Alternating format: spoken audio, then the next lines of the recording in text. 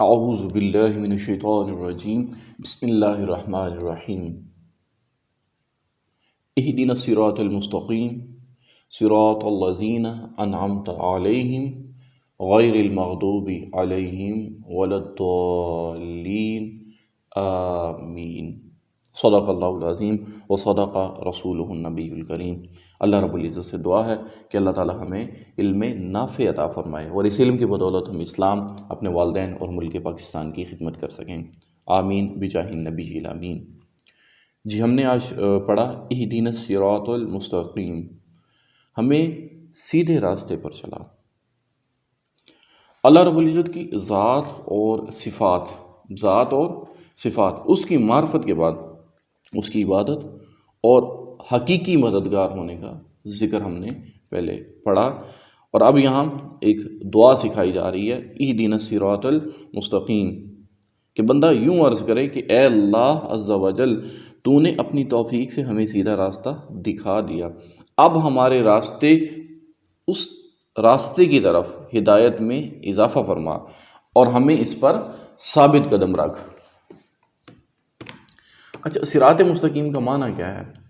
صراط مستقیم سے مراد ہے عقائد کا سیدھا راستہ، عقائد کا، جس پر تمام انبیاء اکرام علیہم الصلاۃ والسلام چلے، یا اس سے مراد اسلام کا سیدھا راستہ جس پر صحابہ اکرام رضی اللہ تعالیٰ عنہم، بزرگان دین، اولیاء اعظام رحمۃ اللہ تعالیٰ علیہم چلے۔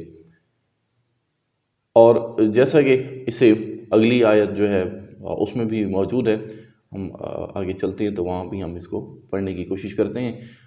اللہ تعالیٰ نے انہی کے راستے پر چلنے اور انہی کے ساتھ ہونے کا فرمایا ہے۔ فرمان باری تعالیٰ ہے یا ایھا الذین آمنوا اتقوا اللہ وکونوا مع الصادقین، سورہ توبہ کی ورس نمبر 119 ہے۔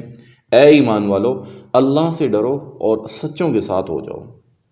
اور حضرت انس رضی اللہ تعالیٰ عنہ سے روایت ہے، سید المرسلین صلی اللہ تعالیٰ علیہ وآلہ وسلم نے ارشاد فرمایا، بے شک میری امت کبھی گمراہی پر جمع نہیں ہوگی۔ فرمان یہ ہے کہ بے شک میری امت کبھی گمراہی پر جمع نہیں ہوگی، اور جب تم لوگوں میں اختلاف دیکھو تو تم پر لازم ہے کہ سواد اعظم یعنی مسلمانوں کے بڑے گروہ کے ساتھ ہو جاؤ۔ ابن ماجہ شریف کی یہ حدیث مبارکہ 3950 ہے، اور حضرت عبداللہ بن عمر رضی اللہ تعالیٰ عنہ سے روایت ہے، نبی کریم صلی اللہ تعالیٰ علیہ وآلہ وسلم نے ارشاد فرمایا، بنی اسرائیل 72 فرقوں میں تقسیم ہو گئے تھے اور میری امت 73 فرقوں میں تقسیم ہو جائے گی، اور ان میں سے ایک کے علاوہ سب جہنم میں جائیں گے۔ یہ فرمان مصطفیٰ صلی اللہ تعالیٰ علیہ وآلہ وسلم ہے، اور یہ ترمذی شریف کی حدیث ہے 2650۔ صحابہ کرام رضی اللہ تعالیٰ عنہ نے عرض کی، یا رسول اللہ صلی اللہ تعالیٰ علیہ وآلہ وسلم، نجات پانے والا فرقہ کون سا ہے؟ ارشاد فرمایا، وہ اس طریقے پر ہوگا جس پر میں اور میرے صحابہ ہیں۔ تو معلوم یہ ہمیں ہوتا ہے کہ جو طریقہ نبی محتشم، نبی مکرم صلی اللہ تعالیٰ علیہ وسلم نے اپنائے رکھا ساری زندگی کے لیے، اگر ہم اتباع رسول و صحابہ کریں تو ہم بھی فلاح پا سکتے ہیں۔ اچھا، ہدایت حاصل کرنے کے ذرائع کون سے ہیں؟ اب سوال یہ پیدا ہوتا ہے۔ یاد رکھنے کی بات یہ ہے کہ اللہ رب العزت نے ہدایت حاصل کرنے کے لیے بہت سے ذرائع عطا فرمائے ہیں، اور ان میں سے چند ایک میں پیش کیے دیتا ہوں۔ اچھا، ایک اور بات جو ذہن میں رکھنے کی وہ یہ ہے کہ اللہ رب العزت نے ہدایت کے لیے، ذرا غور کیجئے، سب سے پہلے کائنات میں حضرت آدم علیہ السلام کو بھیجا گیا۔ اب حضرت آدم علیہ السلام کون ہیں؟ وہ ایک نبی ہیں، اور نبی کا کام کیا ہوتا ہے؟ وہ ہدایت کی طرف بلاتا ہے۔ تو اللہ رب العزت نے پہلے ہی دامن خالی نہیں چھوڑا بنی نوع انسانیت کا، کہ کہیں ایسا نہ ہو کہ کوئی یہ کہے کہ جی ہمارے ہدایت کے لیے تو کوئی آیا ہی نہیں تھا۔ اچھا، ابھی ہم جو یوز کرتے ہیں، ہم سوشل میڈیا یوز کرتے ہیں، اور اس کے علاوہ ہم الیکٹرانک میڈیا یوز کر رہے ہوتے ہیں، ہمیں بھی بہت ساری ایسی چیزیں ہیں جو دکھا دی جاتی ہیں، پھر ہماری آبزرویشن ہوتی ہے ہم کس طرف مڑتے ہیں۔ معلوم ہمیں پڑ جاتا ہے اس چیز کے بارے میں کہ ہم نے کس طرف جانا ہے، ہدایت کا راستہ کس طرف ہے، باقی ہم پہ یہ ڈیپینڈ کرتا ہے کہ ہم کیا کر رہے ہیں۔ کیا ہم ہدایت یافتہ لوگوں کے ساتھ کھڑے ہوتے ہیں یا نہیں ہوتے ہیں؟ یہ ہمارے مقدر کی بات ہوتی ہے یا ہماری کوشش کی بات ہوتی ہے۔ تو انسان کی ظاہری باطنی صلاحیتیں جنہیں استعمال کر کے وہ ہدایت حاصل کر سکتا ہے۔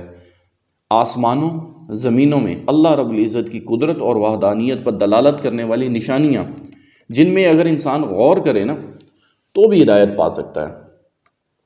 اللہ رب العزت کی نازل کردہ کتابیں جن میں تورات، انجیل اور زبور قرآن کریم کے نازل ہونے سے پہلے لوگوں کے لیے ہدایت کا باعث تھیں، اور اب قرآن مجید قیامت تک کے لوگوں کے لیے ہدایت حاصل کرنے کا ذریعہ ہے۔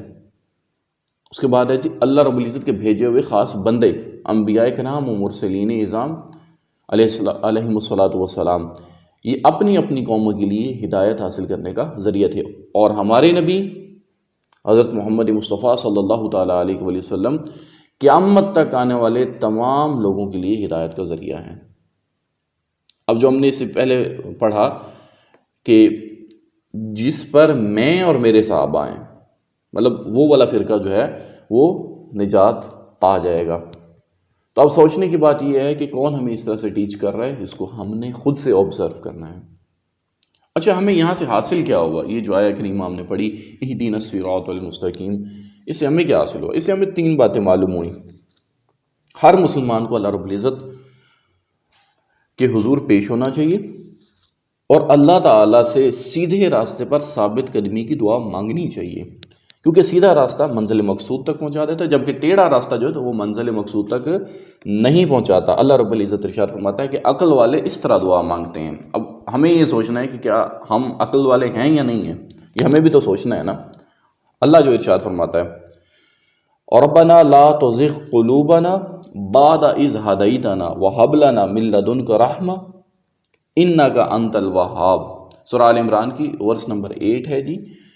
اے ہمارے رب، تو نے ہمیں ہدایت عطا فرمائی ہے، اور اس کے بعد ہمارے دلوں کو ٹیڑھا نہ کر، اور ہمیں اپنے پاس سے رحمت عطا فرما، بے شک تو بڑا عطا فرمانے والا ہے۔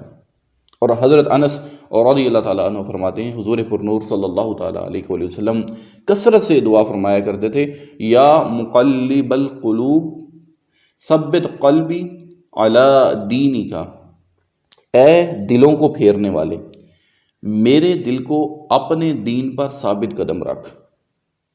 تو میں نے عرض کی یا رسول اللہ صلی اللہ تعالیٰ علیہ وآلہ وسلم، ہم آپ پر اور جو کچھ آپ لائے ہیں اس پر ایمان رکھتے ہیں، تو کیا آپ کو ہمارے بارے میں کوئی خوف ہے؟ حضور اقدس صلی اللہ تعالیٰ علیہ وآلہ وسلم نے ارشاد فرمایا، ہاں بے شک دل اللہ کی انگلیوں میں سے 2 انگلیوں کے درمیان ہے، یعنی کہ اللہ کی شان کے لائق جو انگلیاں۔ اچھا، یہاں پہ احتیاط بہت ضروری ہے۔ ضروری احتیاط کیا ہے کہ جیسے کہ ابھی اللہ کی انگلیوں کے بارے میں، تو اب اللہ کی شان کی انگلیاں، ان کو اپنی انگلیوں پر قیاس نہیں کرنا چاہیے۔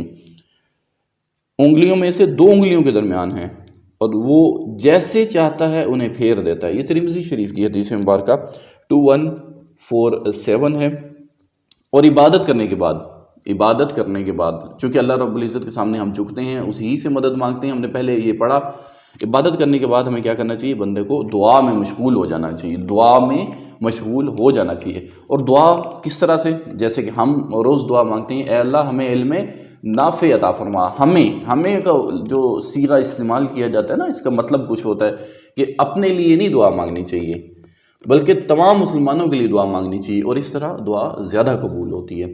صراط الذین انعمت علیہم، جیسے کہ ہم پہلے بھی پڑھ چکے ہیں کہ ہم نے پڑھا ہم تیری ہی عبادت کرتے ہیں اور تجھ ہی سے مدد مانگتے ہیں، یعنی کہ ہم کا صیغہ وہاں پہ بھی قرآن کریم میں بھی استعمال ہوا، اور سیم ہیئر ہم بھی جو دعا کرتے ہیں روزانہ، اے اللہ ہمیں علم نافع عطا فرما ہمیں۔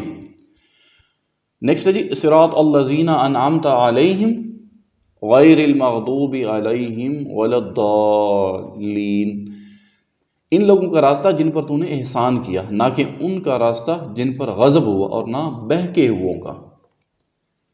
صراط الذین انعمت علیہم، ان لوگوں کا راستہ جن پر تو نے احسان کیا۔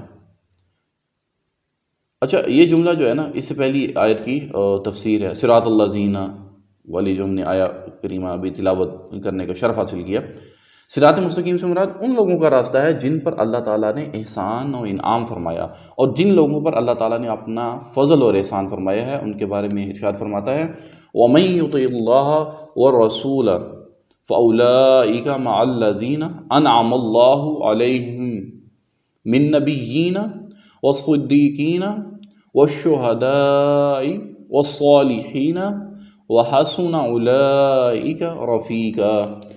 سورہ نساء کی ورس نمبر 69۔ اور جو اللہ اور رسول کی اطاعت کرے تو ان لوگوں کے ساتھ ہوں گے جن پر اللہ نے فضل کیا، یعنی انبیاء اور صدیقین اور شہداء اور صالحین، اور یہ کتنے اچھے ساتھی ہیں۔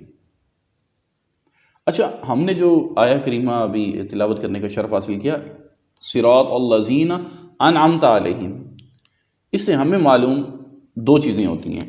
پہلی چیز تو یہ ہے نا کہ جن امور پر بزرگان دین کا عمل رہا ہو وہ صراط مستقیم میں داخل ہے۔ امام فخر الدین رازی رحمۃ اللہ تعالیٰ علیہ فرماتے ہیں بعض مفسرین نے فرمایا ہے کہ اہدنا الصراط المستقیم کے بعد صراط الذین انعمت علیہم کو ذکر کرنا اس بات کی دلیل ہے کہ مرید ہدایت اور مکاشفہ کے مقامات تک اسی صورت میں پہنچ سکتا ہے جب وہ کسی ایسے پیر کامل کی پیروی کرے جو درست راستے کی طرف اس کی رہنمائی کرے۔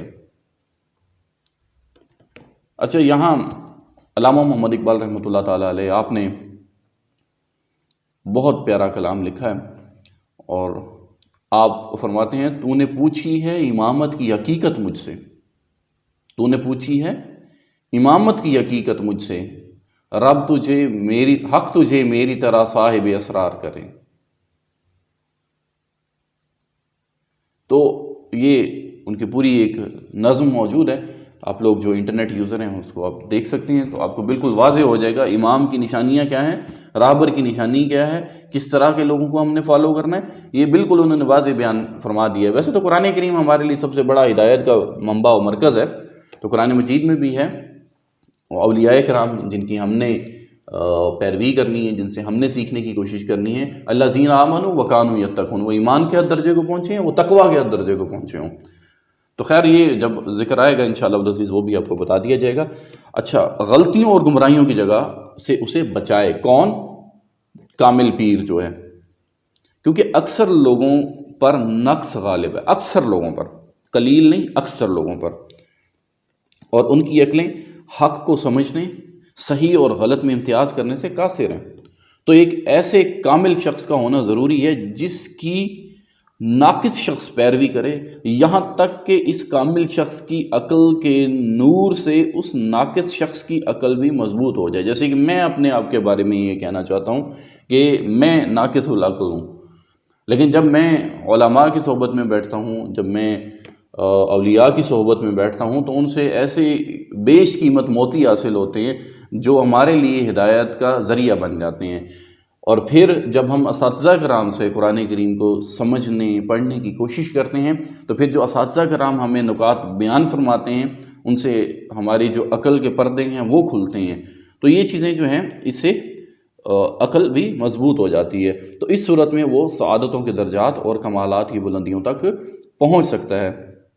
تو چونکہ ہم لوگ جو ہیں وہ ناقص العقل ہیں، تو ہمیں چاہیے کہ ہم علماء کی صحبت میں بیٹھنے کی کوشش کرتے رہا کریں، اولیاء کی صحبت میں بیٹھنے کی کوشش ہمیں کرتے رہنے چاہیے۔ غیر المغضوب علیہم ولا الضالین، نہ کہ ان کا راستہ جن پر غضب ہوا، اور نہ بہکے ہوئوں کا جن پر اللہ تعالیٰ کا غضب ہوا، اور ان سے مراد یہودی اور بہکے ہوئوں سے مراد عیسائی ہیں، جیسے کہ سنن ترمذی کی جلد نمبر 4 صفحہ نمبر 444 حدیث نمبر 2964 میں ہے، اور امام فخر الدین رازی رحمۃ اللہ تعالیٰ علیہ نے بھی یہی لکھا ہے کہ جن پر غضب ہوا ان سے مراد بد عمل ہیں، اور بہکے ہوئوں سے مراد بد عقیدہ لوگ ہیں، یعنی کہ جن کے عقائد درست نہیں ہیں۔ اچھا، عقائد پر بیان انشاءاللہ العزیز کسی وقت ہو جائے گا۔ تو ہر مسلمان کو چاہیے کہ وہ عقائد، اعمال، سیرت، صورت، ہر اعتبار سے یہودیوں، عیسائیوں اور تمام کفار سے الگ رہے، سیرت اور صورت سے بھی، نہ ان کے طور طریقے اپنائے اور نہ ہی ان کے رسم و رواج اور فیشن اختیار کرے، اور ان کی دوستیوں اور صحبتوں سے دور رہتے ہوئے اپنے آپ کو قرآن و سنت کے سانچے میں ڈھالنے میں ہی اپنے لیے دونوں جہان کی سعادت تصور کرے۔ اللہ رب العزت سے دعا ہے کہ اللہ تعالی ہمیں عمل کی توفیق عطا فرمائے۔ آمین بجاہ النبی الامین۔